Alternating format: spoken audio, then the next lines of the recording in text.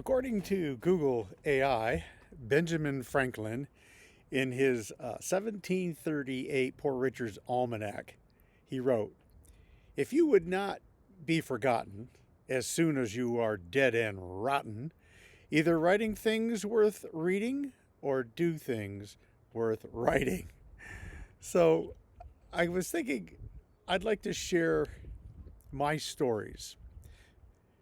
The purpose of this series of posts, which may last just once, or perhaps it'll take me the rest of my breathing days this side of eternity, to give you just a brief time out of your day to make you laugh, hopefully, give you something to ponder about, and most importantly, to help you think of those stories that have made you who you are. I do not believe that we are here by chance. So, if that is true, all of our daily stories, I believe, have a purpose. Some just stand out more than others.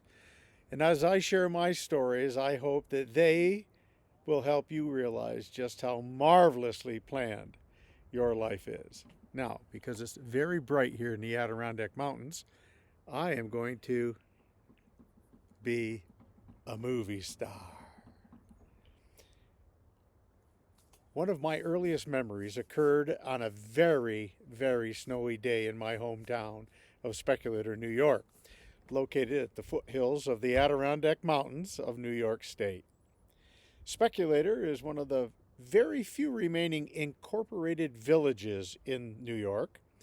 Its geographical location is 43 degrees, 31 minutes, 37 seconds north latitude, 74 degrees, 21 minutes, and 47 seconds west longitude. That places the village of 400 plus residents close to the middle of Hamilton County. Folks from the cities come to Speculator in all seasons of the year to enjoy vast forests, many lakes, and an abundance of wild animals and birds. My great grandfather, DeWitt Graham, ran a local hotel and barbershop. The barbershop was downstairs in the cellar, and it was appropriately named Graham's Hotel after my grandfather. On this particular morning, I was playing outside our house, which was the annex to the hotel. It was just across the road. My mother, two older brothers, and I lived upstairs, and my grandfather, DeWitt's only child, and grandmother lived downstairs. DeWitt and his wife lived upstairs, up over the hotel, in a small one-room apartment. The hotel also had 11 rooms for rent. Downstairs was the bar room, then the cocktail room, then the dining room, and a large living room for guests. Our whole family of Grahams spent many Christmas holidays all gathered in the living room of that hotel. Sorry, let's get back to the story. Well, this particular snowy morning, circa 1959, I believe I was around 4 years old. I know I wasn't in school. And it was like all the winters back then, long and very snowy and cold. That day was just that, cold and snowy.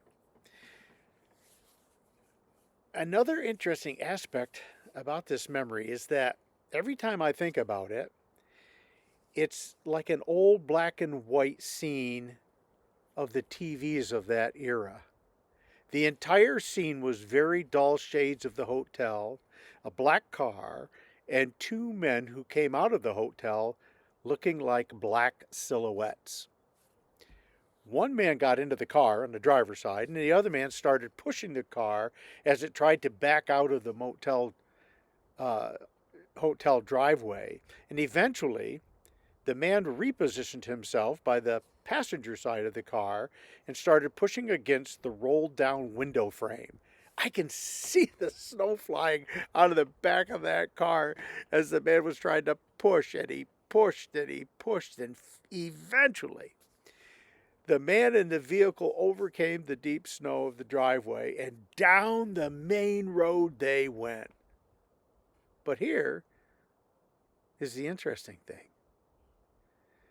Just as I said, the man in the vehicle started down the road, but the man was still clinging to the car through the open window of the door, being dragged.